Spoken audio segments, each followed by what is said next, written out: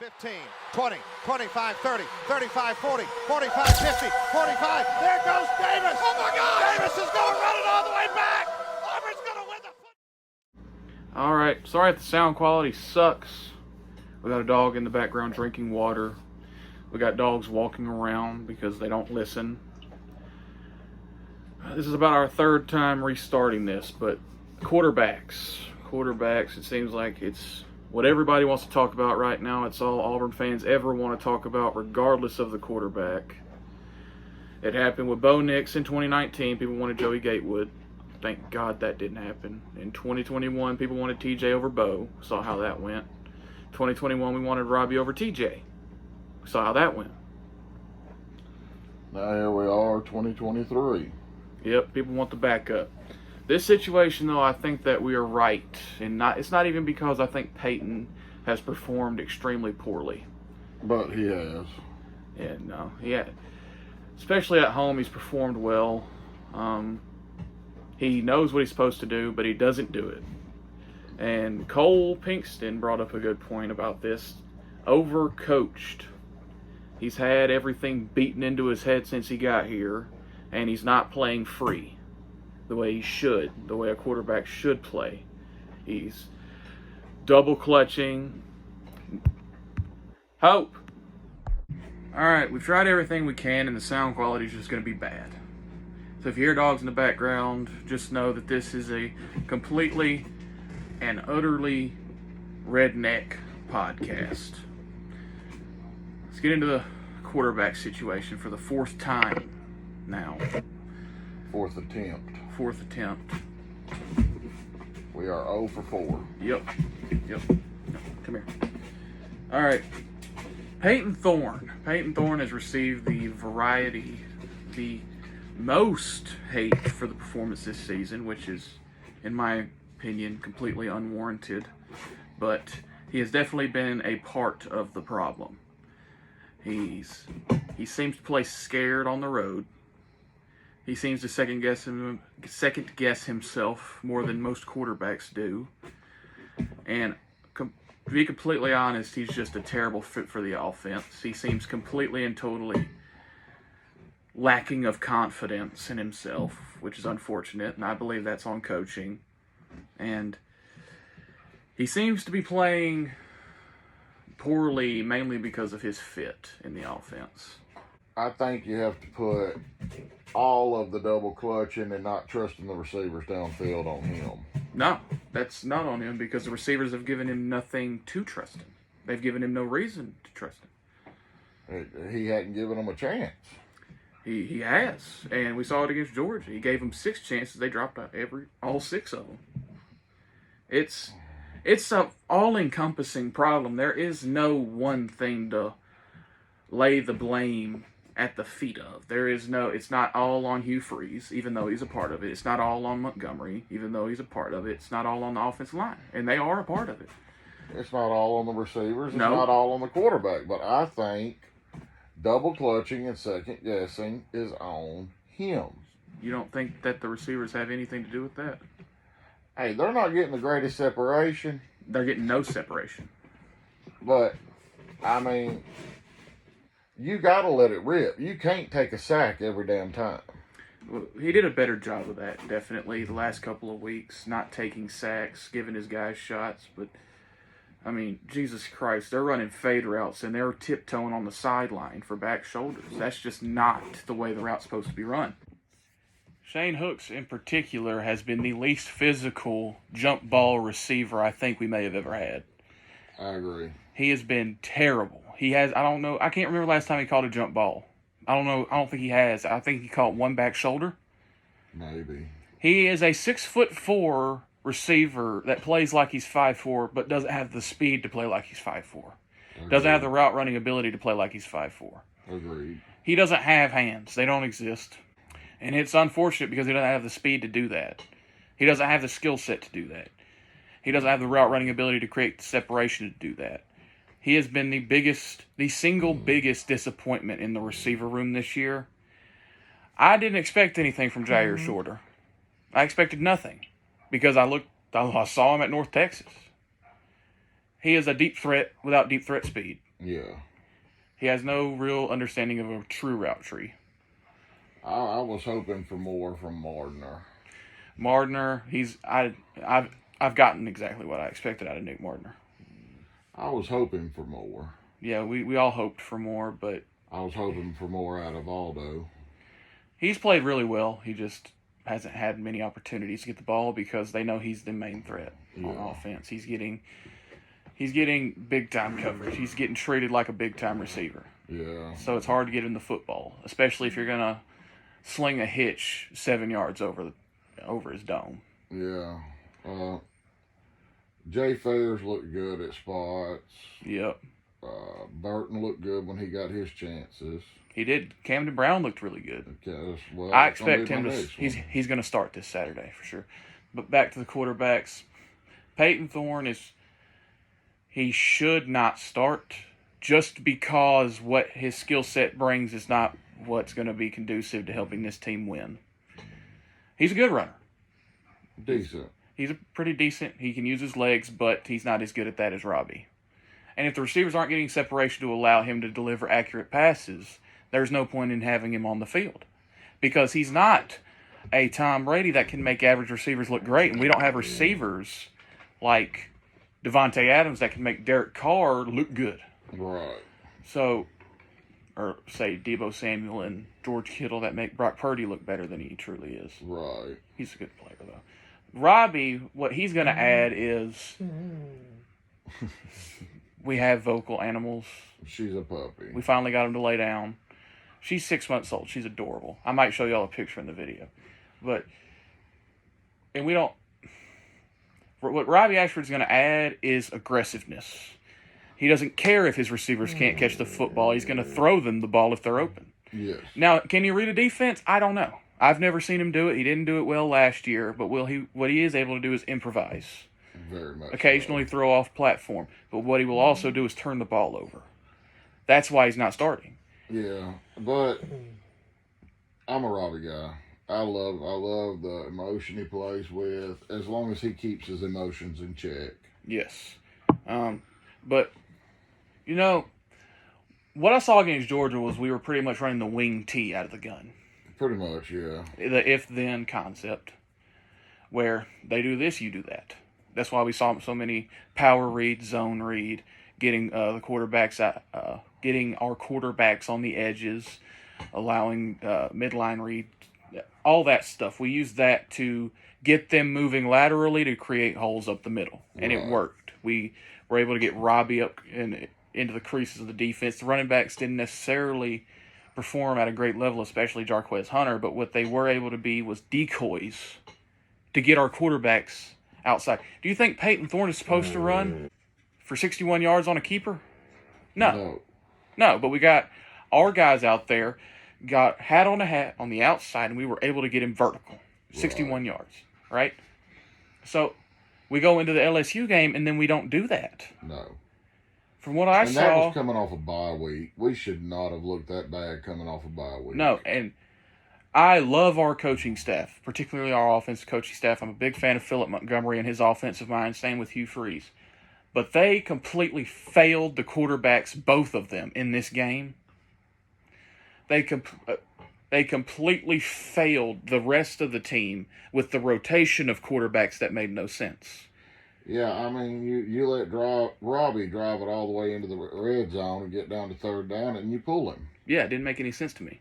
You can't, especially first drive of the second half, right? Yeah. Robbie gets us down the field. All right, we're stuck in a 3rd and 9. You throw your throwing quarterback in there who hasn't taken a play since the drive before the end of the half. You haven't given him the opportunity to do that. And you expect him to be successful in that situation. That is bad coaching, bad play calling, bad situational decisions. We're not looking at a Chris Leak, Tim Tebow. No. We're looking at that Florida team's 3rd and 4th string quarterbacks right now. That's what we're looking at. No, but what I'm talking about is, I know the rotation that they had. It worked great because they understood how to use it. Yeah, right. I knew what you meant. But this is not that type of situation. Particularly because We don't have the receivers that Florida had when that was going on. We don't have the threats on the outside. But if you're going to use a two-quarterback system, it cannot be Robbie be your number one and Thorne be your number two. Thorne has to be the starter, and you have to use Robbie in packages. You can't put in throwing packages into a running offense with a passing quarterback. It has to be the other way around. I'm not a fan of the two-quarterback system. No. I think if you use it correctly, it can work.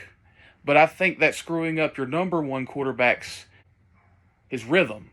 That was what I was looking. If you screw up your number one quarterback's rhythm, then you're essentially hurting the team.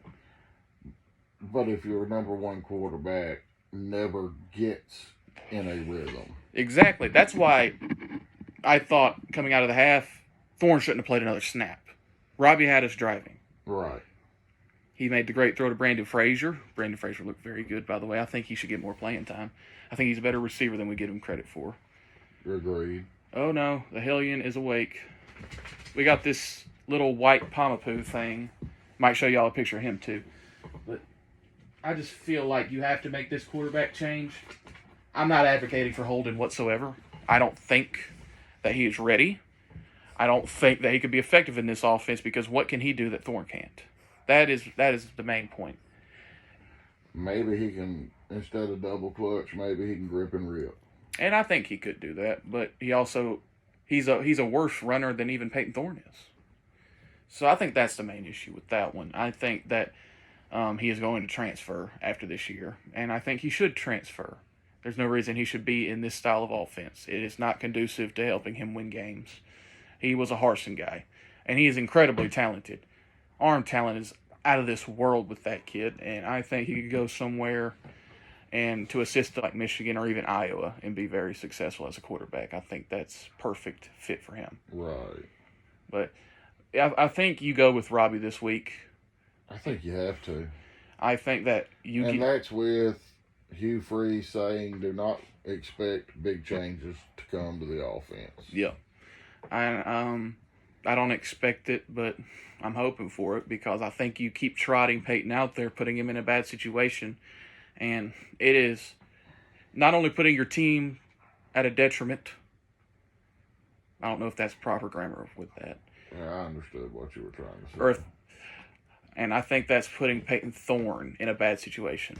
I don't think it's fair to Payton Thorne to keep putting him in this bad situation. He's in a situation where he's not running the offense he's used to, and he's not playing with the receivers he's used to playing with. Well, he ran an RPO-style offense in high school. And he's good with RPOs. That's not the problem. It's his drop-back game. That's the problem with him. Yeah, and it's not trusting anything. He don't trust the line. He don't trust the running backs. He don't trust the tight ends. He don't trust the receivers. Whereas I think Robbie may have a little more confidence because of his ability to escape danger and get vertical and run. Yeah. And I think that that's what's really going to help this offense because the receivers, they're just not getting it. They're not getting the separation they need to get. They're not. I don't know what's going on with the receivers. Caleb Burton, Jay Fair, and Camden Brown are the only ones that have looked somewhat adequate. Yep. And then you add in Fairweather. They're the only guys that are consistently playing well. Yeah. That's it. And Caleb Burton's not even getting opportunities because our three best wide receivers are Jay Fair, Caleb Burton, and Javarius Johnson. You know what those three are? They're slot receivers. You can't run out a 3-slot receiver set. No. It's legitimately impossible. So I feel like maybe you have to just roll with Robbie and turn these outside receivers into blockers. Jair Shorter has the frame to block. Yeah. Our games in pistol and 13 personnel against Georgia really worked with Micah Riley, Brandon Frazier, Luke Deal.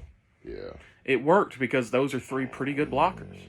Especially Brandon Frazier and Luke Deal. They've been the two best blocking tight ends on the team, and Micah Riley isn't any slouch either. Right. Lean into that and just beg your offensive line to be perfect because they're going to load the box. Yeah. But you got to do something. I mean, we're 3-3 now. Yep, 6 games in. And it is a razor-thin line from going over the edge. Yeah, because The only two, I guess, guaranteed wins, which those don't exist, but guaranteed wins are Vandy and New Mexico State. If we play the way we did last, consider Vandy a guaranteed win. But that I'm going by games that we're just going to be pretty heavily favored in. Vandy didn't look bad against Georgia, by the way. No. They played a very good game. But Mississippi State, right now, if we play the way we did Saturday, Mississippi State will win. Right. A tight game. Ole Miss will win. Oh, Ole Miss will cream us by 60. Same with Bama. Bama will kill us. Yeah.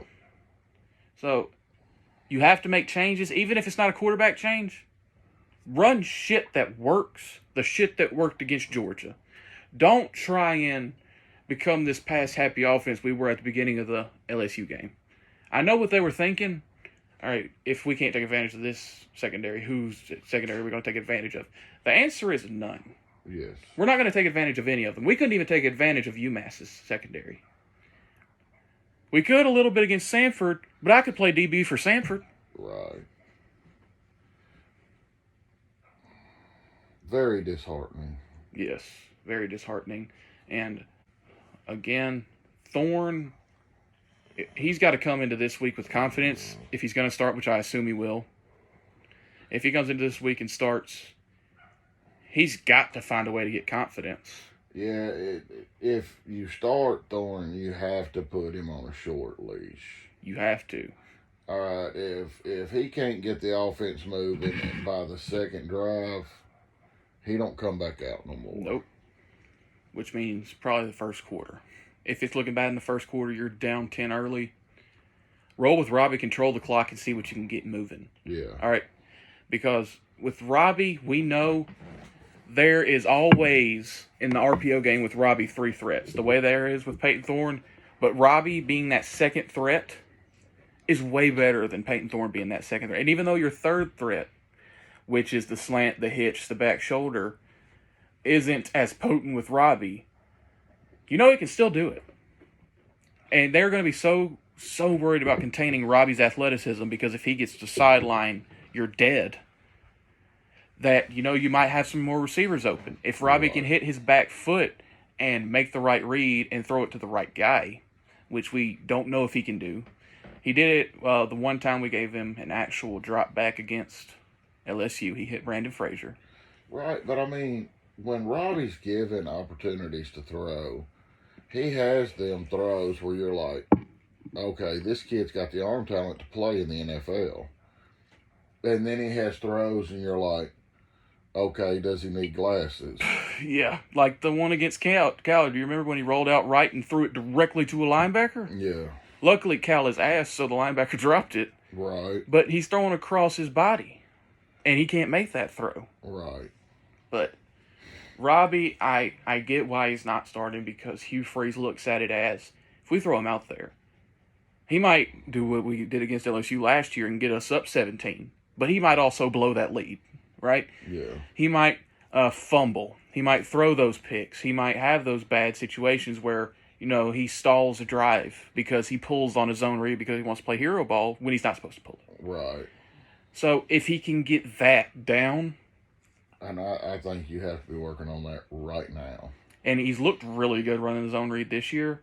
I mean, he's damn near 100% on those. Yes. I've very rarely seen him pull when he's not supposed to pull and hand when he's not supposed to hand. Yeah, there was a couple times on the goal line where, like, he had knew, no plans. Yeah, he didn't knew even, before the ball snapped, I'm not handing this ball off. He did it against UMass. We saw it on the Jumbotron at the game. He didn't even put the ball in the tailback's belly. He just took off. Yeah, I mean, and he's a special talent with his legs. You have to be able to trust him to not make those stupid decisions, right?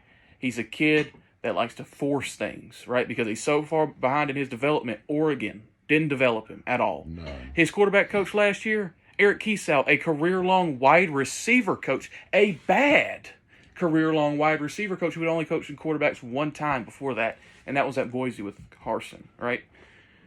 So, is he far enough along in his development to this point to where you can trust him to make good decisions? And if you can do that, he would be the clear starter. He should be the clear starter, right? But he's not, so that's what's giving me pause on saying, all right, is it a slam dunk bench Payton? It has to be. I think it has to be at this point because he's not getting it done. And again, not on him. Bad situation. I don't know why he decided this. That's the part that's on him. Not all on him. Well, when I say it's not on him, I mean it's sub 20% on him. Right? And, people are going to take that as me being a big-time Payton Thorne fan. I wanted Robbie. You remember, I wanted Robbie to win the job in the offseason. Yes. Because in my opinion, if Robbie would have beaten out Payton, your ceiling is higher. Because if he can beat out that experienced quarterback at Michigan State who started for 2 years there, I believe he was a Big Ten All-American or whatever, if he can beat out that guy, then clearly he's developed enough to where he can lead this team and do what he needs to do. You're at an impasse right You are. now. And you got to get it figured out. And the coaching staff has to come up with a better play script because I haven't seen a single good play script this year. I haven't seen a single time where we came out on the first drive and I was like, yeah, we're whooping ass right now. None of them. No. I think we went 3 and out on the majority. Yes, I think so too. So, I think we both agree, roll with Robbie. It has to be. And if Robbie don't work, I don't know what to do. Baby goat. Baby goat. But, I mean, he might be a die. Yeah, ride or die with that. What was he, like 900th in the country recruit? I don't know. But, we're just waiting on this off season to where we can go and get Grayson McCall. Let's hope he learned to read. I don't know. Is he going pro? I don't know. He's not having a great year. I don't know. Get TJ back. He had the height and build of Cam Newton, but if Cam Newton was an accountant. Yeah. That had never seen the inside of a gym. We love TJ on this show, though. We do, and for what he was asked to do, he done rather well. Yeah. I mean, look at what he was throwing to, man. It is not the season so far I had hoped for. But it's the season we both expected, right? I was expecting 6-6, hoping for 9-10. That's a wide range. Yeah. I think I'm still stuck with 8-4. That's what I think I'm gonna ride with that, even though I'm not necessarily the most confident in it. But the weird thing is, man, I just have this weird feeling about that Arkansas game. I've had since the season started. Yeah. It's got a weird feeling about going into Fayetteville. I'm not. I mean, they played Bama really freaking hard. Yeah, they came back from 24-6 down to make that thing a game. That was an interesting game. Very. All right. We love you guys. Hopefully you enjoyed the show. We're always late. That's the thing with our family. We show up to everything late. Yeah, but we right on time. We're on our time. All right? War damn. We're down.